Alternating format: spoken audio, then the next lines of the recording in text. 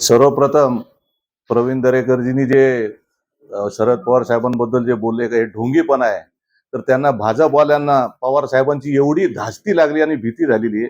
आज जर तुम्ही बघत असेल तर कुठल्याही पक्षाचे जे म्हणजे इन्कमिंग जे तुतारीमध्ये फक्त भाजपमधलेच चालू आहे, तर त्यांना एक धास्ती बसलेली आहे. म्हणून त्यांना कुठल्याही शरद पवार साहेबांनी कुठलंही कृत्य केलं तर त्याच्यात त्यांना राजकारण दिसतो.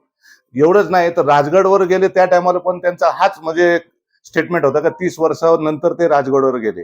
म्हणजे कुठलाही मुद्दा असेल तर त्याला कुठेतरी हिंदुत्वाशी जोडायचं आणि त्या राजकारणमध्ये जातीवाद हा आणायचा आणि त्यांना असं वाटतं का हिंदुत्वामध्ये त्यांना वाटे करू नकोय, म्हणजे हिंदुत्वाचे मालक फक्त भाजपवाले असं त्यांना वाटतं. मी या प्रवीण दरेकरांचा लोणावळा शहर राष्ट्रवादी काँग्रेस पक्षातर्फे जाहीर निषेध करतो आणि एक इशारा देतो की ह्या पुढे जर पवार साहेबांबद्दल असं जर कोणी भाजपवाल्यांनी वक्तव्य केलं तर त्यांना लोणावळ्यात आम्ही पाय ठेवून देणार नाही. आजकाल काय की महाराष्ट्रामध्ये दुसऱ्या कुठल्याही भारतीय जनता पक्ष सोडून दुसऱ्या कुठल्याही नेत्याने काही केलं की तरी तो भारतीय जनता पक्षाला ढोंगीपणाच वाटतो. आता जसं अमितभाई शाह या देशाचे गृहमंत्री हे या महाराष्ट्रामध्ये आले आणि आता त्यांनी लालबागच्या राजाचं दर्शन घेतलेलं आहे, तर मग तो ढोंगीपणा आहे का? याचाही खुलासा दरेकरांनी करायला हवा होता. आपण एका पुरोगामी महाराष्ट्रामध्ये राहत असताना एखाद्या ज्येष्ठ नेत्याबद्दल किती बोलावं आणि कसं बोलावं याचाही विचार थोडाफार आजकाल होताना दिसत नाही.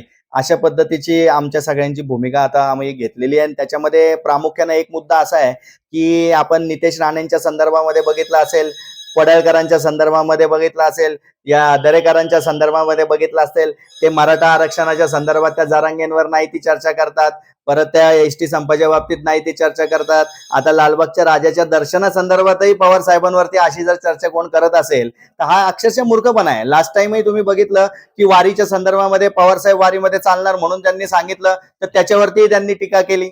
म्हणजे या कुठल्याही गोष्टींमध्ये एखाद्या ज्येष्ठ नेत्यावरती टीका करायची ही भूमिका फक्त भारतीय जनता पक्षाने ठरवलेली आहे आणि यांनी टीका केली तर यांना आमदारकी मिळते, नाही तर मिळत नाही. अशा पद्धतीची ही सगळी वंशावळ म्हणून हे सगळं चाललेलं आहे. 100% राजकारणाचा स्तर हा घसरलेलाच आहे. आम्हाला ज्यावेळेस आम्ही एखाद्या पक्षामध्ये काम करत असतो त्यावेळेस दुसऱ्या पक्षातला जर एखादा ज्येष्ठ नेता असेल तर त्याचा मान ठेवणं, सन्मान ठेवणं हे आमचं कामच आहे आणि हे प्रत्येकाने पाळलं पाहिजे. पण ही तत्व सगळी आता भारतीय जनता पक्षाने गुंडाळून ठेवलेली आहेत, अशी आमची प्रामाणिक भूमिका झालेली आहे. देश विदेशातील प्रत्येक घडामोडींचे लाईव्ह अपडेट मिळवण्यासाठी आता साम टीव्हीच्या सर्व सोशल मीडिया प्लॅटफॉर्मला लाईक, फॉलो आणि सबस्क्राईब करा. तसंच सर्व नोटिफिकेशनसाठी बेल आयकॉन प्रेस करायला विसरू नका.